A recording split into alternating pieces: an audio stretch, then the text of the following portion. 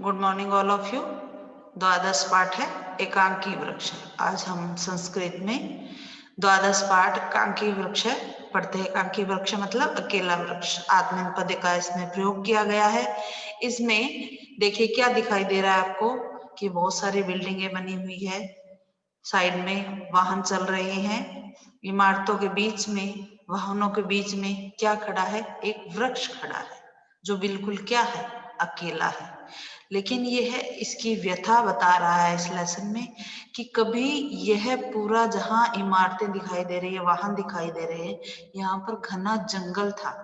मेरे आसपास बहुत से वृक्ष थे जिसके जो मेरे संगी साथी थे जिनसे मैं अपनी बात कर लेता था। लेकिन आज क्या है, मैं जंगल कट जाने के कारण मैं अकेला रह गया हूँ और वृक्षों की जगह, जंगल की जगह इन इमारतों ने ले लिया है, इन वाहनों ने ले लिया है जो सभी जगह क्या फैला रहे हैं? प्रदूषण फैला रहे हैं।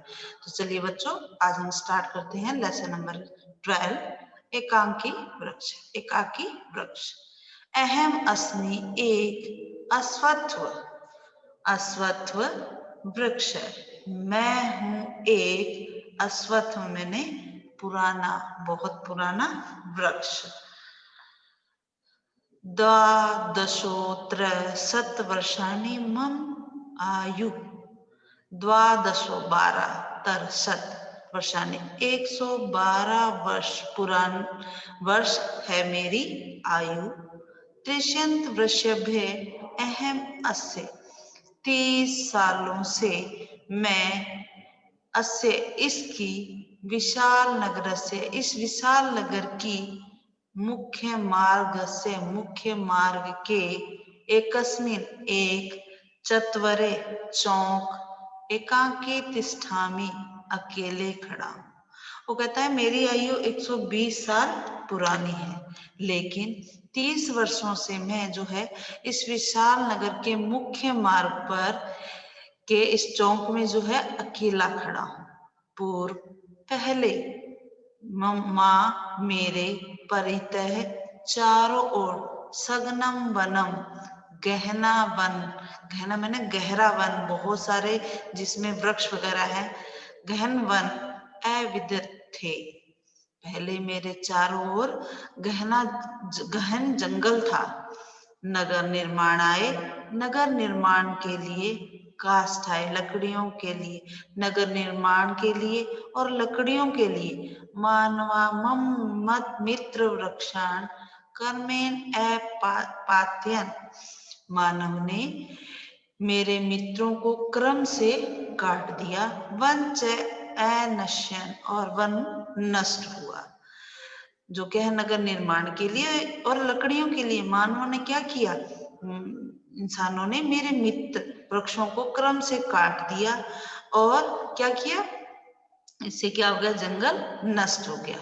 एकाकी एक अवशिष्टम बचा हुआ, अहम मैं, अधुना अब, नगर से नगर के क्रियाकलाप परिवर्तन च इच्छे, और परिवर्तन को देखा। कहता है अकेला बचा हुआ मैं अब नगर के क्रियाकलाप कार्य को और इसके परिवर्तन को देखता हूं। इदानीं महापरितय, अब मेरे चारों ओर भवना नाम, भवनों के सघन वनम, सघन वन, पहले तो वृक्षों के घना जंगल था, अब भवनों का घना जंगल है। जना नाम आवागमनम च भवति, और लोगों का आना जाना होता है। अब मेरे चारों ओर क्या है? भवनों का घना जंगल है। पहले वृक्षों का था लेकिन अब भवनों का है और लोगों का आना जाना होता है। सर्वत्र वाहनानाम कोलाहल, चारों ओर वाहनों का शोर। धूम च जीवनम, और धुआं, धूम मैंने धुआं, च जीवनम, और धुआं जीवन को दुष्कर्म करोति, कठिन करता है। जो चारों तरफ वाहनों का शोर है और धुआं है, वो जीवन को कठिन करता है। धूमेन, धूल से, धूल्या च, और धूल से, धुएं से और धूल से, मम श्वास अवरुद्ध भवति, मेरा सांस क्या होता है? अवरुद्ध होता है, रुक जाता है। मुझे सांस लेने में क्या होती है? कठिनाई होती है।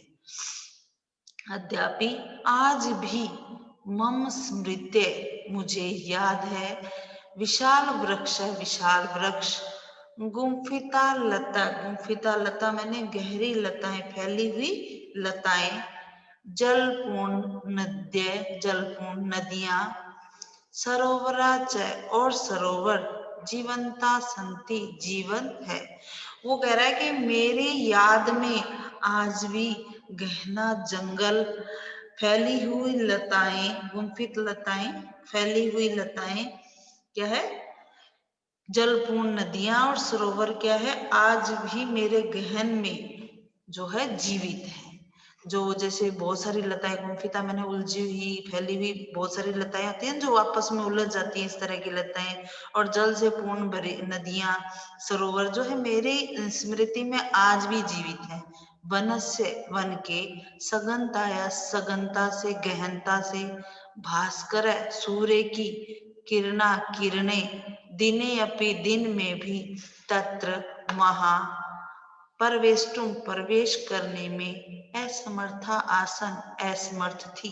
जब गहना जंगल था तो क्या था, वन में जो है बहुत वृक्ष थे, जिसके कारण सूर्य की किरणें है ना, वो क्या थी, जंगल में प्रवेश करने में असमर्थ थी। यानी जंगल में गर्मी नहीं लगती थी, सूर्य की किरणें, इतना गहना जंगल था कि वहां पहुंचती नहीं थी। पक्षी मम शाखासु, मेरी शाखाओं पर, स्वीडानी, अपने घोंसले, अरचन बनाते थे। जो पक्षी जो है मेरी शाखाओं पर अपने घोंसले बनाते थे। ग्रीष्मेभ्य, गर्मी से, वर्षा से, अहम तेषां संतति अरक्षम, मैं उनकी संतानों की रक्षा करता था। गर्मी और वर्षा से उनकी संतानों की मैं क्या करता था, रक्षा करता था। वानरा मम शाखासु, बंदर मेरी शाखाओं पर कुदित्वा, कूदते, अमोदत और प्रसन्न होते।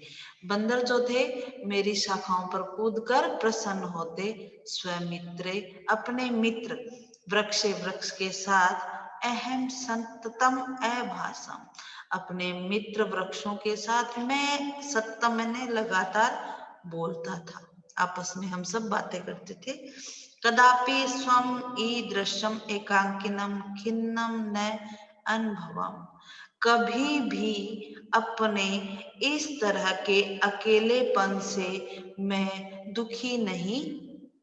मैंने दुख अनुभव नहीं किया, कि पहले मैंने कभी भी अपने इस अकेलेपन से मैं क्या था, दुखी नहीं हुआ या दुख अनुभव नहीं किया।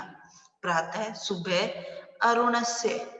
अरुणस्य मैंने सूर्य, रश्मि, सूर्य की किरणें, तरुणानाम, तरुण मैंने वृक्षों की, शिखराणी, शिखाओं को अचुम्बन, छूती थी। सुबह जो है सूर्य की किरणें जो है वृक्षों की शिखाओं को क्या करती थी, शिखरों को छूती थी। वनस्य खगा, वन के पक्षी, तस्य स्वागतार्थम, उनके स्वागत के लिए, गीतानी गायन, गीत गाते थे। देखिए बच्चों, अभी भी आसपास अगर आपकी वृक्ष है तो सुबह देखना, जैसे ही उजाला होता है, उजाला होने से पहले ही उस वृक्ष पर जो पक्षी है कोलाहल, शोर करने लगते हैं, ची ची चा चा की आवाज आने लगती है, जो बहुत ही अच्छा लगता है। तो इसमें वृक्ष कह रहा है कि वन के पक्षी जो है उनकी स्वागत में क्या करते थे, गीत गाते थे। पशवा अपि, पशु भी, आहार्थम, आहार के लिए, भोजन के लिए, आखेट्य, शिकार के लिए, इतस्त, इधर उधर, अभ्रमण, घूमते थे। पक्षी क्या करते थे, सूर्य की किरणें होते ही अपने भोजन के लिए इधर उधर जाने के लिए गीत गाते थे उनके स्वागत में। और पशु भी क्या करते थे, अपने आहार के, शिकार के लिए इधर उधर घूमते थे। सायकाले, सूर्यास्त होने पर, सूर्य अस्तागत, शाम को सूर्य अस्त होने पर, पक्षिण, पक्षी, स्वनिडानी, अपने घोंसले पर, प्रत्यागच्छन, वापिस आ जाते थे। जिनके घरों के पास वृक्ष है वो इस बात को गौर करना कि सुबह 6 बजे से पहले ही पक्षी जो है शोर करने लगते हैं और शाम होते ही वो अपने घोंसलों पर क्या है, वापस आ जाते हैं। तेषां विविधे स्वरे स्वरम वन कोलाहलमयम वर्तते स्म। उनके विभिन्न स्वरों से, विभिन्न अनेक प्रकार की आवाजों से सारा वन जो है कोलाहलमय हो जाता था, शोर युक्त हो जाता था, कि वो इतनी आवाज करते थे कि पूरा जंगल में उनका शोर होने लग जाता था। हाँ जी, नेक्स्ट पेज देखिए। इदानीं वृक्षान् बिना वर्षाया अभाव भवति। आज वृक्षों के बिना वर्षा का अभाव होता है, यानी वृक्ष नहीं होंगे तो वर्षा नहीं होगी। वृक्ष काट दिए गए, जंगलों को काट दिया गया, जिस कारण अब वर्षा की कमी हो गई है। भूमि च शुष्का जायता, भूमि सूखी हुई है, भूमि सूख गई है। भूमि जलस्य वायु च प्रदूषणे प्राणी रुग्णा भवन्ति। भूमि जल और वायु के प्रदूषण से प्राणी बीमार होते हैं। भूसंखलन, भूसंखलन मैंने भूसंखलन मैंने ये क्या कहते हैं इसको, भूसंखलन होना, भूमि का हिलना, अनावृष्टि बाढ़ आना, जल पलावन बाढ़ च दृष्टवा और देखकर अहम संतप्त मैं दुखी भवामी होता हूँ। ठीक है, भूसंकलन मैंने पृथ्वी का हिलना, भूकंप आना, अनावृष्टि ज्यादा बरसात, जल पलावन बाढ़, भूसंकलन अनावृष्टि जल प्लावनम च दृष्ट्वा अहम संतप्त भवामी। मैं जो है इन सबको देखकर, अनावृष्टि मैंने बहुत सारी बरसात, भूसंकलन मैंने क्या है, भूमि का हिलना, अनावृष्टि मैंने बहुत सारी बरसात होना, और जल प्लावन मैंने बाढ़ आना, इन सबको देखकर मैं बहुत दुखी होता हूँ। प्राण वायु, प्राण वायु ओसजनम औषधि ऑक्सीजन दत्वा देकर वयम हम सब वृक्ष जीवान रक्षितुम वांछामि, जीवन की रक्षा चाहते हैं। इसमें वृक्ष कह रहा है कि हम सब जो है आपको सबको क्या देते हैं, ऑक्सीजन देते हैं और आप सबकी रक्षा चाहते हैं। प्राण वायु ऑक्सीजन देकर हम सब वृक्ष जीवों की रक्षा चाहते हैं।